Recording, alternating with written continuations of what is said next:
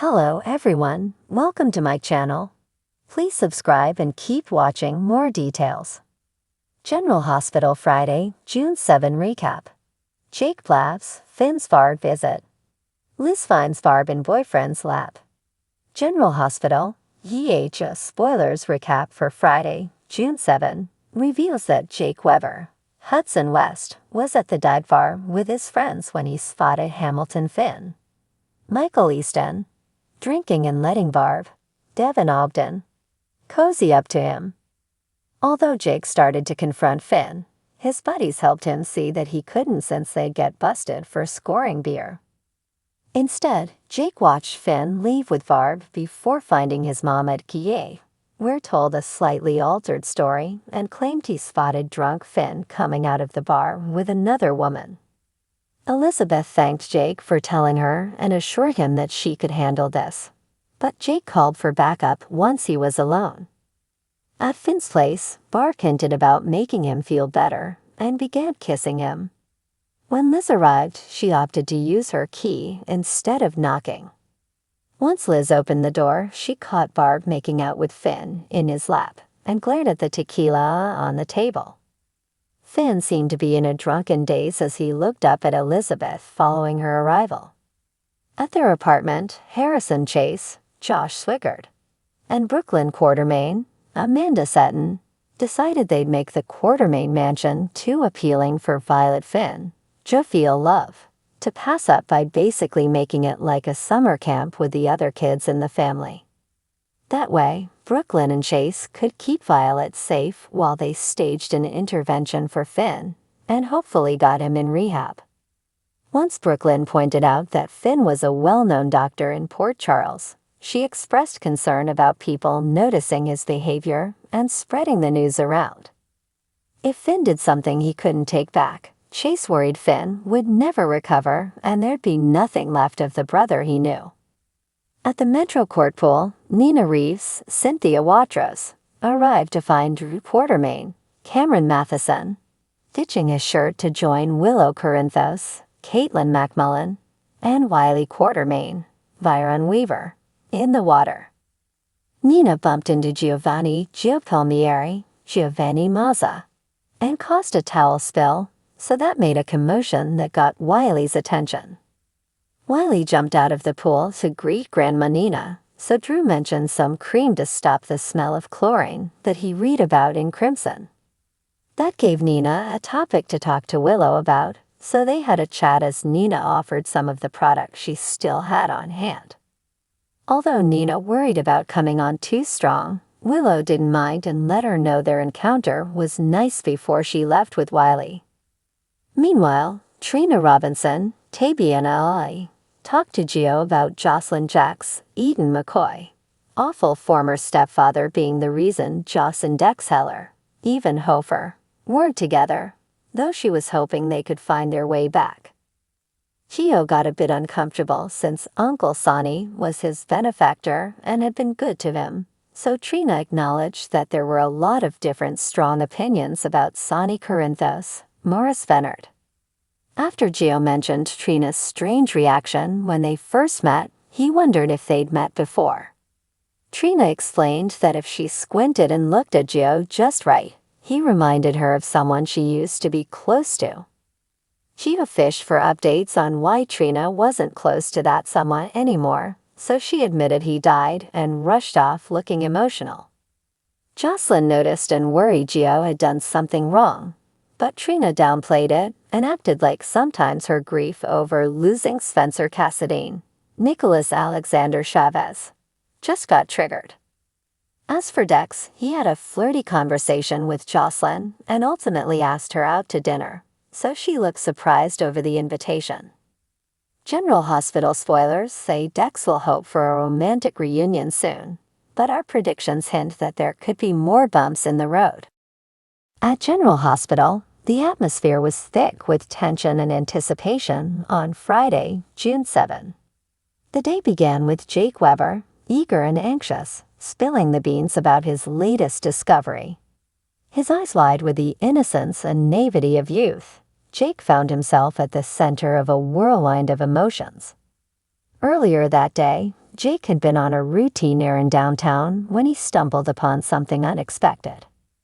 As he passed by Charlie's pub, he saw Dr. Hamilton Finn casually perched at the bar. This wouldn't have been particularly noteworthy, except for the company Finn was keeping. A mysterious woman with long raven hair and a laugh that seemed to dance through the air. Jake, curious and perhaps a little too observant for his own good, lingered just long enough to see the two clink their glasses in what seemed like a toast. Back at the hospital, Liz Weber was engrossed in her rounds, her mind preoccupied with the usual hustle and bustle of patient care. Her thoughts were abruptly interrupted when Jake, bursting with excitement and a touch of nervousness, found her. "Mom, you won't believe who I saw today," he exclaimed, his voice a mix of excitement and apprehension. Liz, used to her son's exuberance, smiled and asked, "Who did you see, Jake?" She wasn't prepared for the answer. "Dr. Finn, and he was with some lady at Charlie's. They looked pretty close." The statement hung in the air, heavy with implications. Liz's smile faltered for a fraction of a second, but she quickly regained her composure. "Are you sure it was Dr. Finn?" she asked, trying to sound nonchalant. Jake nodded vigorously. "Yeah, I'm sure. They were laughing and talking like they were having a great time." Liz's mind raced. Finn was a good friend, and she knew he had been through a lot recently. She wondered who this mysterious woman was and what she meant to Finn.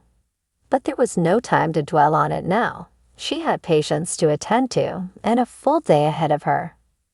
Meanwhile, across town, Finn was completely unaware of the little spy who had caught a glimpse of his private moment.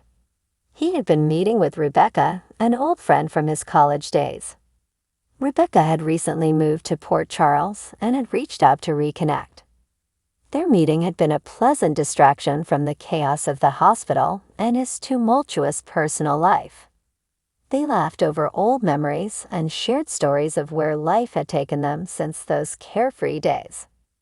As the day progressed, Liz found herself increasingly distracted by Jake's revelation. She tried to focus on her work, but her thoughts kept drifting back to Finn and the woman at the bar. It wasn't until her lunch break that she had a chance to catch her breath and process the information. Sitting in the hospital cafeteria, she replayed Jake's words in her mind, wondering if there was more to the story. At the same time, in another part of town, Elizabeth's best friend, Barb, was having a rather unexpected encounter of her own. Barb had been dating a new guy, Kyle, for a few months. They had hit it off immediately, and things were progressing nicely. However, Barb had always had a nagging feeling that something wasn't quite right. She couldn't put her finger on it, but there was a part of Kyle's life that seemed off limits to her. On that fateful Friday, Barb decided to surprise Kyle at his apartment. She had picked up his favorite coffee and a box of freshly baked donuts, hoping to share a relaxing morning together. But as she approached his door, she heard voices inside, a woman's voice, and it wasn't coming from the TV. Curiosity and suspicion flared within her. Barb, never one to shy away from confrontation, pushed open the door. What she saw made her heart sink. There, sitting comfortably on Kyle's lap, was another woman, her arms draped around his shoulders, whispering something into his ear. Kyle's face turned pale when he saw Barb standing in the doorway, her eyes wide with shock and hurt. The woman on his lap quickly disentangled herself and stood up, looking equally startled. For a moment, there was a tense silence, the kind that stretches out and makes every second feel like an eternity. "Barb, I can explain," Kyle stammered, but Barb wasn't in the mood for explanations. She had seen enough. Without a word, she turned on her heel and walked out, her heart pounding in her chest. The betrayal stung more than she could have imagined. She had let herself be vulnerable, opened her heart to someone new, only to have it shattered so cruelly. Back at General Hospital, Liz was finishing her shift when she received a frantic call from Barb. "Liz, I need to see you." "It's about Kyle," Barb said, her voice trembling. Liz immediately agreed to meet her at Kelly's diner. When she arrived, she found Barb sitting at a corner table, staring blankly at her untouched coffee. Liz slid into the seat opposite her, concern etched on her face.